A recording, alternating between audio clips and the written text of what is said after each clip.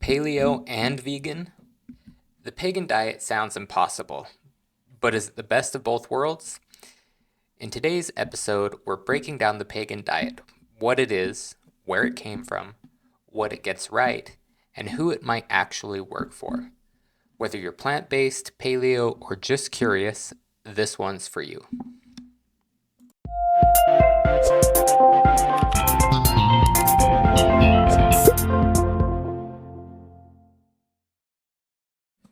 Hey everyone, welcome back to another episode of the Weight Loss War podcast. I am your host, Trevor, and as usual, we're starting off with a quote. Today's is by Vince Lombardi, and he said, "It's not whether you get knocked down, it's whether you get back up." All right, now today we're going to jump right in. We're talking about something that I came across that I was a little interested in. It sounded far-fetched to me. It's not something that I would be into. And I don't even know if I'm pronouncing it right. It's the Pegan or Pegan Diet. I would think Pegan, but I've been wrong before. But it's a mixture between paleo and vegan. So Pegan, whatever. But anyway, it's exactly what it sounds like. It is the fusion of these two seemingly opposite philosophies. So what it is exactly is we're borrowing from paleo the focus on high quality proteins, low glycemic index foods, and avoiding processed junk. And then from veganism, it takes emphasis on plants first, including vegetables, fruits, nuts, and seeds. So the idea is whole, nutrient-dense, anti-inflammatory foods with flexibility. So, what are the benefits? Because the benefits of this whole food, plant-heavy eating with healthy fats, etc., what is it? Well, when it's done right, the Pegan Diet offers a lot. You have an emphasis on non-starchy vegetables.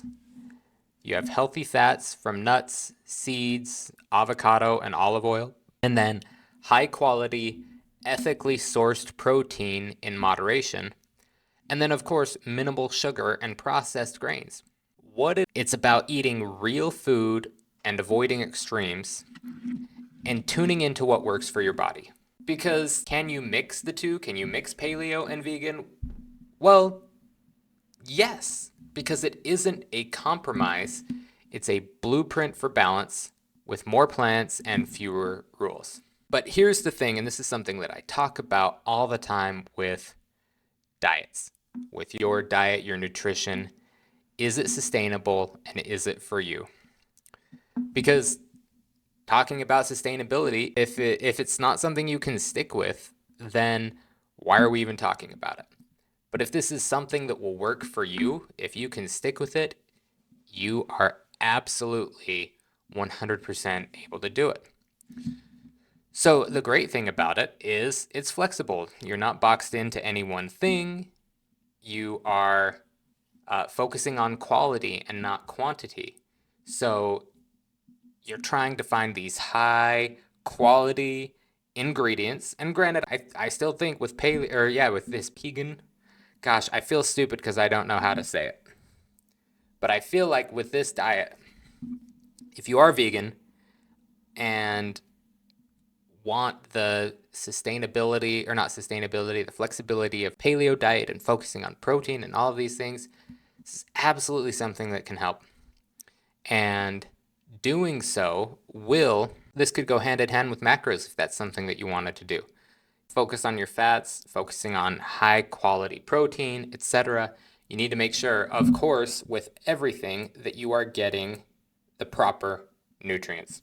You need to make sure you're getting enough protein, especially, for those of us on weight loss journeys.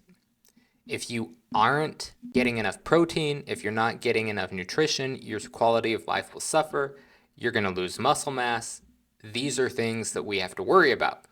So doing this and kind of melding it with macros is what I would suggest. Not because you need to necessarily, if you're focusing on plants, it's not like they are incredibly high calorie, but to make sure that you are hitting the values you need.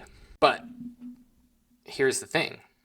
This diet, the paleo, vegan, pagan, whatever, it requires planning, especially if you're new to either paleo or plant-based eating.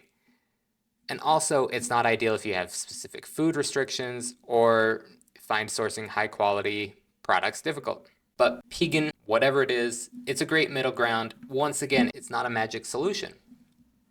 So that's what you need to focus on. Is this something for you? Is this something that you want to do? Are you looking for the benefits of a certain diet, but you are vegan?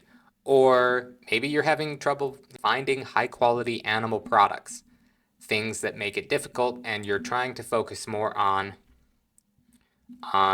what you have available.